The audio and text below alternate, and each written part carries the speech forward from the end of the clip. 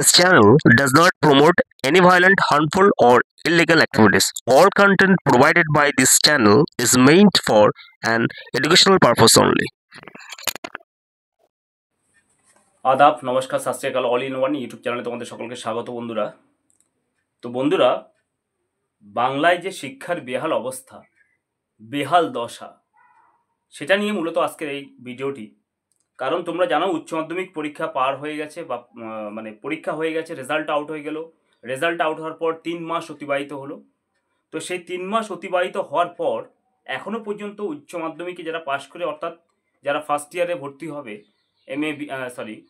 BA, BSc, তারপরে হচ্ছে BCom বা অন্যান্য ডিপার্টমেন্টে, বিশেষ করে এই সমস্ত জেনারেল ডিগ্রি কলেজে যারা ভর্তি হবে, অথবা এমবিবিএসে যারা প্রথমে ফার্স্ট ইয়ারে ভর্তি হবে, বা জয়েন্টের এখনও ফল প্রকাশিত হয়নি, সেই ক্ষেত্রে আমরা দেখতে পাচ্ছি যে এত ডিলে করা হচ্ছে। আজকে 3-4 মাস ওভার হয়ে গেছে।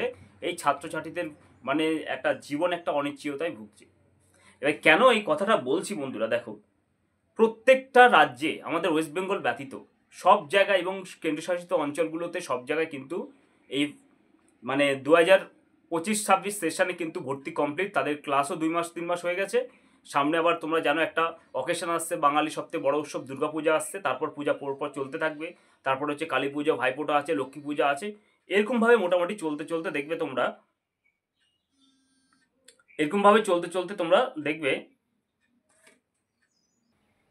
তো বন্ধুরা, এই জটলাটা হওয়ার কারণটা কি? এই জটলাটা হওয়ার কারণটা হচ্ছে কি, ওবিসি কেস। সুপ্রিম কোর্টে একটা ওবিসি মামলা চলছে।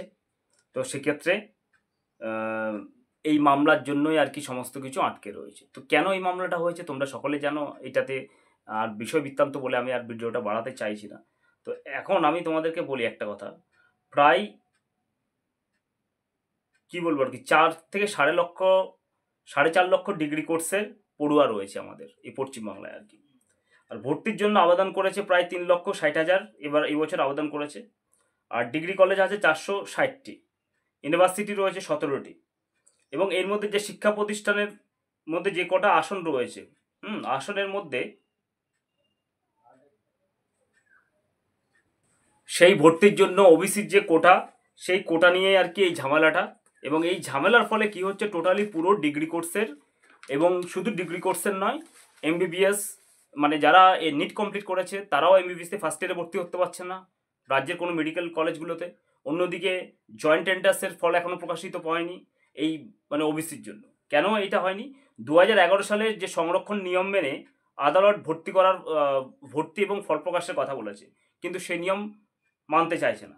রাজ্যও চাইছে যে নতুন সংরক্ষণ পদ্ধতির মধ্যে দিয়ে করতে, এবং রাজ্য 17% ওবিসি সংরক্ষণ নিয়ে এই নিয়মের মধ্যে দিয়ে ভর্তি করতে চাইছে। এই ক্ল্যাশের ফলে ছাত্রছাত্রীদের পুরো জীবন শেষ। দেখো, কোভিড-19 থেকে আমাদের যে 2 বছর আমরা যে পিছিয়ে পড়েছি, সেক্ষেত্রে কোনো পরীক্ষা হয়নি, অনলাইনে কোনো ক্লাস হচ্ছে, অনলাইনে যেমন ক্লাস হয়, অনলাইনে পরীক্ষা হয়, তোমরা জানো কি করে হয়, সেটা সকলেরই জানা আছে। হ্যাঁ, হিসাব সব দেখে সব ফার্স্ট ক্লাস সমস্ত কিছু হয়ে গেছে সব ডিপার্টমেন্টে, এমবিবিএস থেকে শুরু করে যা কিছু তো হয়েছে। এবার দেখো, এখন আজকে না কোভিড-19 আছে, না কোনো কিছু আছে।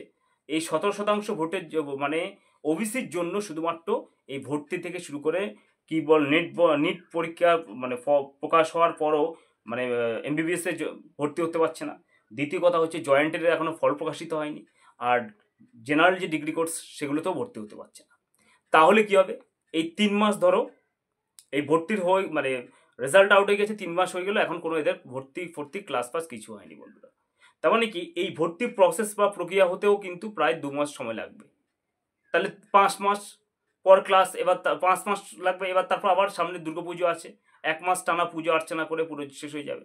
তার মানে এই যে প্রায় বছরের অর্ধেকটা সময় কিন্তু টোটালি পুরো এই স্টুডেন্টরা এই বছর এই সেশনের টোটালি পুরো এরা কোনো ক্লাস বা কোনো পড়াশোনা এদের শেষ।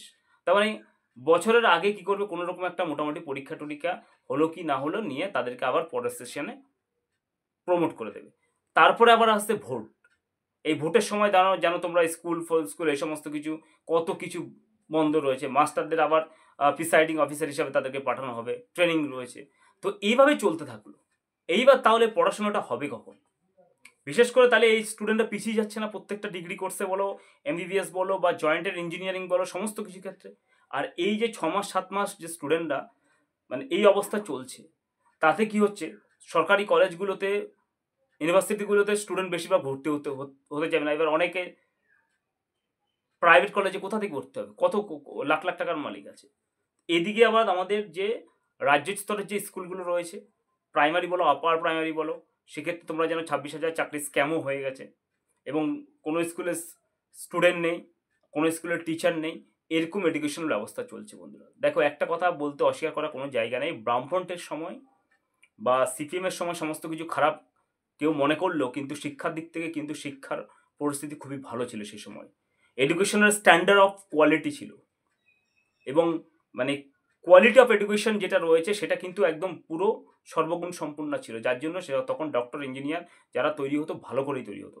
আর এখন মনে হচ্ছে যে আপনার মেডিকেল পড়ুক আর ইঞ্জিনিয়ারিং পড়ুক, সমস্ত কিছু পড়ার ক্ষেত্রেও যেন যে একদম এরা যেন মানে কোনো কিছু আর কি কি বলো পিছিয়ে পড়া পরিস্থিতি। সে যত পার্সেন্টই নাম্বার পাক আর একদম ফার্স্ট ক্লাস পেয়ে বসে থাকুক আর যে ক্লাস পেয়ে বসে থাকুক, কারণ কোয়ালিটি অফ এডুকেশনের মান যেটা পুরো একদম নিম্নমানের করে দেওয়া হয়েছে। দ্বিতীয়ত, এই যে ধরো একটা বছর পেরিয়ে গেল, এমবিবিএস ধরো ফার্স্ট ইয়ারের ক্ষেত্রে এদের 6 মাস নষ্ট হয়ে গেল, তাহলে ওই যে ও ফার্স্ট ইয়ারের যে মানে থিওরিটা করবে বা প্র্যাকটিক্যালটা করবে, তো সেক্ষেত্রে সে কতটা পিছিয়ে গেল এবং পিছিয়ে যাওয়ার পর সে কী করবে পরের বছর আর সেরকম, তাহলে এই যে এই সময়টা মেকআপ দেবে কী করে? আদতে শিক্ষার মেরুদণ্ড টোটালি পুরো স্পাইনটাকে পুরো একদম ভেঙে দেওয়া হয়েছে বন্ধুরা, এটা অস্বীকার করার কোনো জায়গা নেই। আর শিক্ষার যে জাতি বা যে সমাজ যে রাজ্যের শেষ, সেই জাতি শেষ হয়ে যাবে। অর্থাৎ শিক্ষাটা হচ্ছে আগে, শিক্ষা স্বাস্থ্য এই দুটো জিনিস যেখানে থাকবে না সেই রাজ্যর কিছু থাকে না বন্ধুরা। তো যাই হোক, এই অবস্থা চলছে। এই স্টুডেন্টরা আমার মোবাইল স্ক্রিনে দেখতে পাচ্ছ, তারা আন্দোলন করছে। আমি মনে করি এরকম অল্প সংখ্যক আন্দোলন করে লাভ নেই, বেশি সংখ্যক স্টুডেন্টরা তারা তাদের নিজস্ব যে হক, নিজস্ব যে কেরিয়ারটা ডিস্ট্রয় হয়ে যাচ্ছে, তার জন্য প্রত্যেকে কিন্তু এদের সঙ্গে সংযুক্ত হয় এবং আন্দোলন করা উচিত বন্ধুরা। আজকে কিন্তু এই যে সময়টা নষ্ট হয়েছে, অনেক স্টুডেন্ট হয়তো ভাবছে ও আমি বাড়িতে কমফোর্ট জোনে বসে রয়েছি, হোক না, আমি 6 মাস পরে আমি আবার ভর্তি হয়ে যাবে, আমি কোনো রকম পাস হয়ে যাবে, আমি গ্র্যাজুয়েশন কমপ্লিট করে দেবো, এমএসসি কমপ্লিট করবো, বিএসসি কমপ্লিট, লাভটা কী হবে? এই যে সার্টিফিকেট, রবীন্দ্রনাথের একটা কথা আছে, কলসি কেবলই জল ভরিতে থাকবে, অথচ সেই জল কোনোদিন দান পানের উপযোগী হবে না।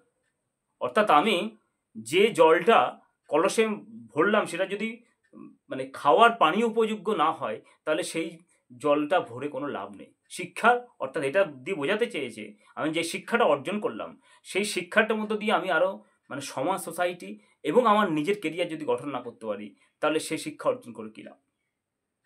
এখন হয়ে গেছে এই পরিস্থিতি, এই শিক্ষা। তাহলে এই শিক্ষার ক্ষেত্রে কী হবে বন্ধুরা?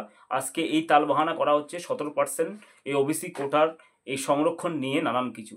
আরে বাবা, ভর্তির ক্ষেত্রে তো এখন এমনি তো ভর্তি করে ক্লাসগুলো তো চালু করে দেওয়া যায় না? ক্লাসগুলো তো চালু করে দেওয়া যায় ভর্তির মধ্য দিয়ে ভর্তি করে দিয়ে। সংরক্ষণ সেটা সমস্ত কিছু পরে দেখা, এখন জেনারেল ক্যাটাগরির মধ্য দিয়ে বা যে যা নাম্বার পেয়েছে সে মার্কসের অনুযায়ী ভর্তি করা হোক না, ক্ষতি কী রয়েছে?